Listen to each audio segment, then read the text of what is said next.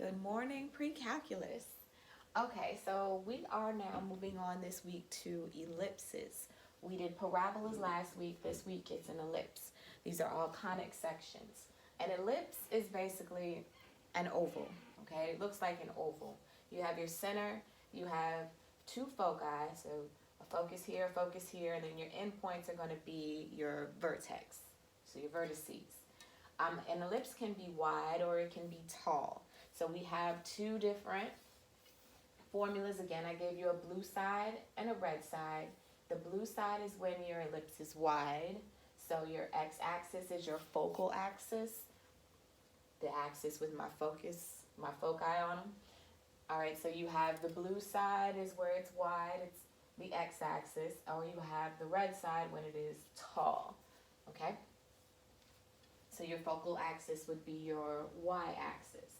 So what an ellipse is, it's all of the points that are created, they're supposed to be the same distance. Say from here to here. Imagine I had a string, all right? And say this was 5 inches long and this was 5 inches long.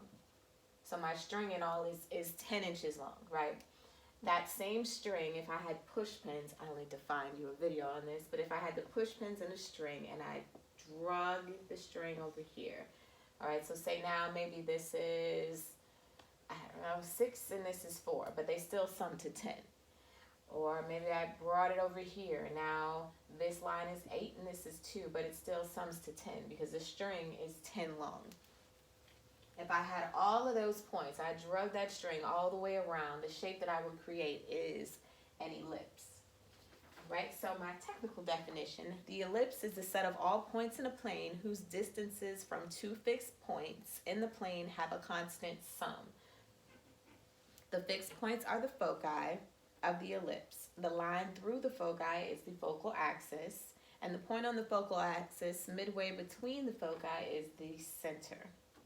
The points where the ellipse intersects its axis are the vertices of the ellipse. So yeah, that's everything I just said. Now we have down at the bottom, you notice on both the blue side and the red side, we have the same Pythagorean relation. And it is not the one that we're used to. It is not your Pythagorean theorem. It's not a squared plus b squared equals c squared. It is a squared equals b squared plus c squared. And where that comes from, A is going to be the longer of your two. A is the distance from the center to the vertex on your major axis, all right? So this would be my A if it's wide. If it was tall, the distance from the center to the vertex, this would be my A, okay? The smaller one, your minor axis, that's going to be your B, all right, from the center to your ellipse. That would be your B. Okay, so your C was your focus. My focus is going to be C. And you'll notice my foci always have C in the equation. I made my foci, my C orange. So if this is my C and this is my A, from here to here, this distance in the orange would be C.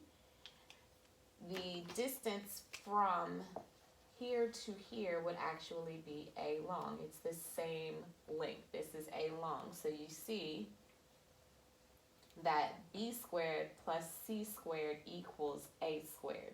And that's where that comes from. All right, enough of that, Miss Jones. Let's get on to the actual problems. Sure. Okay, so example A on 8-2 part 1. I'm just doing part 1 today. Part 2 will be Wednesday. I want to find the vertices and the foci of the ellipse. Okay, it is similar to the parabola. We have two different sheets here. First is where it's centered at 0, 0. The second sheet is where my center is at HK, where I've moved it around.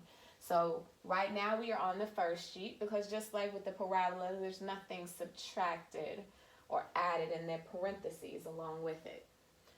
It started with my x squared, so I am on the blue side. Okay, there are a lot of similarities here. Now with the ellipse, it's not necessarily whatever variable you see first. It's about where your higher number is. So my higher number is always going to be my A, and the lower one will be my B. Well, my A squared and my B squared. So you may have to rearrange this is what I'm saying, but I'll get to those later. Your higher number should always be first.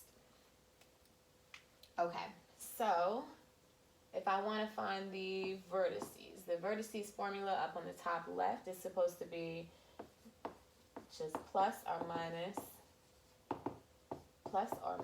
a, comma 0, because there's two of them, right? There's one on the right, there's one on the left. My vertices were my endpoints of my ellipse. This is my a squared. This is my b squared, according to the formula, right? The formula in all says x squared plus y squared equals 1. X squared over a squared and plus y squared over b squared equals 1. It always equals 1. That's also key. So 16 is my a squared, 7 is my b squared. So my vertices are plus or minus plain old a. If a squared is 16, then a by itself, I would just take the square root, right? And so a by itself would just be 4. So plus or minus 4, comma 0. Those are my vertices. And then I asked you for the foci. So the foci formula is plus or minus c, comma 0. C comes from the Pythagorean relation. All right, so c comes from a squared equals b squared plus c squared. I'm going to use this, and I will solve for c. I know that a squared is 16. So 16 equals, I know that b squared is 7. All right, so if I solve this for c, I'll just subtract 7, 16 minus 7 is 9. So 9 is c squared, and if 9 is c squared, I will take that square root, and c all by itself is 3. So my foci is simply plus or minus 3, comma 0. And there's that. Okay, so that's example A1.